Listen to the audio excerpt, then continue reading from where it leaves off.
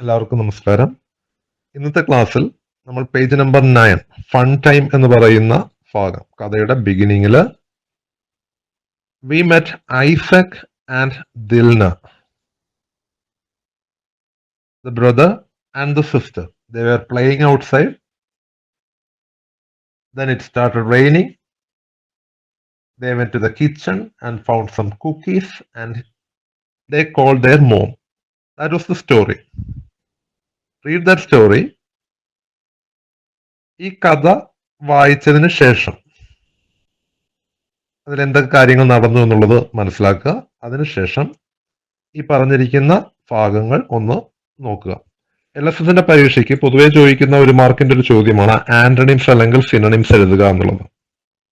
അപ്പോൾ big, inside, quickly, smile തുടങ്ങിയ വാക്കുകൾക്ക് അനുയോജ്യമായിട്ടുള്ള ആന്റണിംസ് എഴുതാൻ, ആന്റണിംസ് കൊണ്ട് ഉദ്ദേശിക്കുന്നത് ഓപ്പോസിറ്റ് വേർഡാണ്, വിപരീത പദം എഴുതാനാണ് ആദ്യത്തെ work. Big, small, inside, outside, quickly. Quickly suddenly എന്നുള്ള വാക്കാണ്. അതിന്റെ ഓപ്പോസിറ്റ് വേർഡ് സ്ലോലി, പതിയെ എന്നുള്ള അർത്ഥം. സ്മൈൽ, ചിരിക്കുക. ഓപ്പോസിറ്റ് ക്രൈ, കരയുക എന്നുള്ള അർത്ഥത്തിൽ. ഇനി തൊട്ട് താഴെ രണ്ടാമത്തെ ഭാഗമായിട്ട് നൽകിയിട്ടുള്ളത് സിനണിംസ് ആണ്. സിനണിമില് സെയിം മീനിങ് ആണ് എഴുതേണ്ടത്. ലിറ്റിൽ, ഒരു എക്സാമ്പിൾ ആയിട്ട് ടൈനി, ചെറുത് എന്നുള്ള അർത്ഥത്തിൽ ടൈനി. സ്മാൾ, അതും ലിറ്റിൽ തന്നെയാണ്, ചെറുത്. അപ്പോൾ ഓരോ വാക്കും ഏത് അർത്ഥത്തിൽ വരുന്നു എന്നുള്ളത് നോക്കുക. പുസ്തകത്തിലുള്ള ഭാഗം കിട്ടുമെങ്കിൽ അത് തന്നെ ഏറ്റവും ഉചിതം.